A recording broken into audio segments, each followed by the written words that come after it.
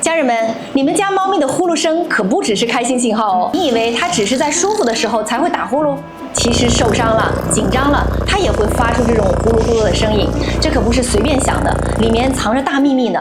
呼噜声频率在25到150赫兹之间，就像自带的修复 buff。